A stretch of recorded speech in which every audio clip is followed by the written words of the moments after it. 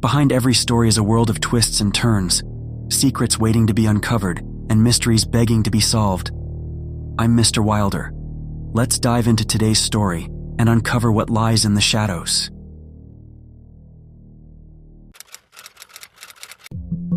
March 16, 1997, was a typical spring day in Kobe, Japan. The sun was shining, and the cherry blossoms were in full bloom. But amidst the beauty of the season, a gruesome discovery was made in a quiet park. Ayaka Yamashita, a bright and cheerful 10-year-old girl, had been missing since the previous day. Her parents had reported her disappearance to the police, but no one could have imagined the horrific fate that had befallen her. As the police began to search for Ayaka, they received a call from a passerby who had stumbled upon a body in the park. The police rushed to the scene, and what they found was a sight that would haunt them forever. Ayaka's body was found in a wooded area of the park, her clothes disheveled and her body covered in blood. She had been stabbed multiple times, and her eyes were frozen in a permanent stare. The police knew that they were dealing with a brutal and calculating killer who had shown no mercy to his young victim. The police began to process the crime scene, collecting evidence and looking for any clues that might lead them to the killer. They found a few strands of hair near the body, which they later matched to Sato Sakakibara, but at the time, they had no idea who Sakakibara was or what he was capable of. As the news of Ayaka's murder spread, the city of Kobe was gripped with fear and anxiety. Parents were keeping their children indoors, and the streets were empty and quiet. The police were working around the clock to catch the killer, but they had no leads and no idea what they were up against. May 27, 1997 was a typical Tuesday morning in Kobe, Japan. The sun was shining, and the streets were bustling with people on their way to work and school. But amidst the ordinary routine of the day, a sense of unease and fear hung in the air. Jun Haas, an 11-year-old junior high school student, was walking home from school when he was suddenly attacked by a knife-wielding assailant. The attack was swift and brutal, leaving Jun with severe injuries. The police were called to the scene, and they found Jun's body in a wooded area near his home. He had been beheaded, and his body showed signs of severe injury. The police knew that they were dealing with a highly intelligent and calculating killer who had struck again with brutal efficiency. As the news of Jun's murder spread, the city of Kobe was gripped with fear and anxiety.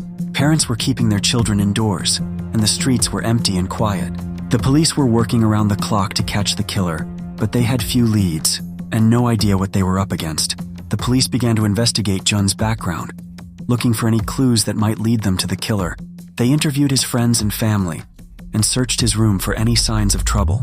But Jun seemed like an ordinary kid, with no enemies and no secrets. The police were baffled, and the city of Kobe was on edge, waiting for the killer to strike again. As the police continued to investigate the murders of Ayaka Yamashita and Jun Hase, they were determined to catch the killer and bring him to justice. They pored over the evidence, looking for any clues that might lead them to the perpetrator. Detectives scoured the neighborhoods, interviewing witnesses and gathering information. They talked to Ayaka's and Jun's friends and family, trying to piece together their final days. They also reviewed security footage from nearby cameras, looking for any sign of the killer. Meanwhile, forensic experts were analyzing the physical evidence collected from the crime scenes. They examined the DNA samples, fingerprints, and other forensic evidence, looking for any matches. As the investigation continued, the police began to piece together a profile of the killer. They suspected that the killer was a young male, possibly a teenager, who was intelligent and calculating. They also believed that the killer was motivated by a desire for attention and notoriety. The police were working around the clock, following up on leads and gathering evidence. They were determined to catch the killer and bring him to justice, and they were getting closer with each passing day. As the investigation continued, the police received a cryptic message from the killer, claiming responsibility for the murders. The message was written in a childish scrawl, but it contained details about the crimes that only the killer would have known. On June 28, 1997, the air was thick with the scent of blooming cherry blossoms, but the tranquility of the morning was shattered by the sound of sirens piercing the air. A team of police officers, led by Detective Hiroshi, arrived at the Sakakibara residence, a modest two-story house in a quiet neighborhood. The officers were armed with a search warrant and a sense of determination. Driven by months of tireless investigation, Detective Hiroshi knocked on the door, his heart racing with anticipation. The door creaked open, and Sakakibara's mother, Yumi, stood before them, her eyes bleary from sleep. "Good morning, ma'am," Detective Hiroshi said, his voice firm but polite. "We have a warrant to search your home and arrest your son." Yumi's eyes widened in shock, and she stumbled backward. "What's going on?" she stammered. The officers poured into the house, their footsteps echoing through the hallway. They found Sato Sakakibara in his bedroom, sitting at his desk, surrounded by stacks of books and papers. He looked up, startled, as the officers approached him. "Saito Sakakibara, you are under arrest for the murders of Ayaka Yamashita and Jun Hase," Detective Hiroshi declared, his voice firm and authoritative. Saito's eyes narrowed, and he smiled, a cold, calculating smile that sent shivers down the spines of the officers. "I know my rights," he said, his voice dripping with arrogance. "I want to see my lawyer." The officers handcuffed Saito and led him out of the house, into the bright sunlight. The scene was surreal, like something out of a nightmare. The neighbors watched in horror as Saito was taken away, his eyes flashing with defiance. As the police car drove away, Yumi Sakakibara collapsed onto the porch, her body racked with sobs. She had lost her son, her only child, to the darkness of his own mind. Saito Sakakibara was born on July 20th, 1982, in Kobe, Japan. He was the eldest of two children, born to a middle-class family. His parents were described as being devoted to their children and providing them with a comfortable and stable home life. Sakakibara's childhood was marked by behavioral problems and difficulties in school. He was known to be a loner and had few friends. He was also fascinated with violence and death, and was known to have a collection of horror movies and violent video games. As Sakakibara entered adolescence, his behavior became increasingly erratic and disturbing. He began to exhibit signs of mental illness, including depression, anxiety, and paranoia. He also became increasingly fascinated with the idea of murder and began to write stories and draw pictures about killing. Despite his parents' efforts to get him help, Sakakibara's behavior continued to deteriorate. He dropped out of school and spent most of his time alone in his room, watching violent movies and playing video games. It was during this time that Sakakibara began to plan and execute the murders of Ayaka Yamashita and Jun Hase. The courtroom was packed with reporters, family members, and curious onlookers, all eager to catch a glimpse of the notorious Saito Sakakibara.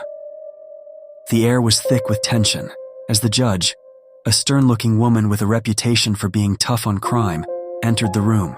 Sakakibara, now 15 years old, sat calmly in the defendant's chair, his eyes fixed on some point in front of him. He was dressed in a crisp white shirt and black pants, his hair neatly combed.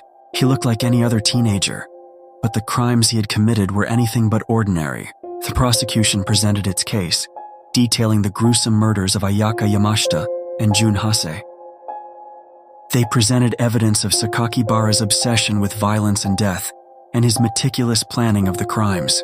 The courtroom was silent, the only sound the quiet sobbing of the victims' families. The defense, on the other hand, argued that Sakakibara was a victim of his own twisted mind, driven by a desire for attention and notoriety. They presented evidence of Sakakibara's troubled childhood, his struggles in school, and his feelings of isolation and loneliness. After weeks of testimony, the judge delivered her verdict. Saito Sakakibara was guilty of the murders of Ayaka Yamashita and Jun Hase. The courtroom erupted into chaos as the verdict was read, with reporters shouting questions and family members sobbing uncontrollably. Sakakibara was sentenced to a juvenile detention facility for an indefinite period, with a minimum term of 10 years. As Sakakibara was led away in handcuffs, the courtroom fell silent, the only sound the quiet sobbing of his mother.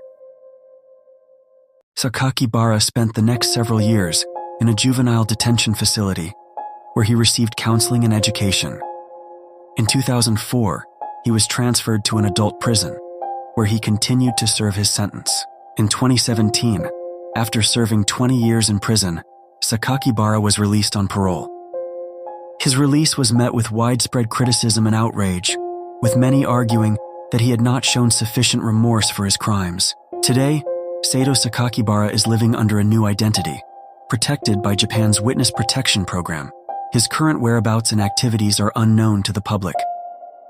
Despite his release from prison, Sakakibara's case continues to be the subject of public debate and controversy.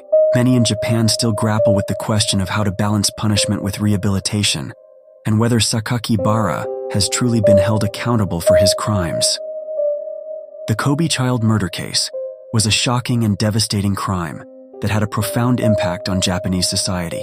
In the years since the case, Japan has implemented changes to its juvenile justice system, including increased support for young offenders and greater emphasis on rehabilitation.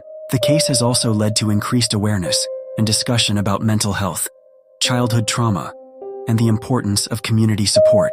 Today, the Kobe child murder case is remembered as a tragic and senseless crime that had a profound impact on Japanese society. It serves as a reminder of the importance of supporting vulnerable members of society and of the need for ongoing discussion and awareness about mental health, trauma, and the impact of crime on individuals and communities. That's all for this video.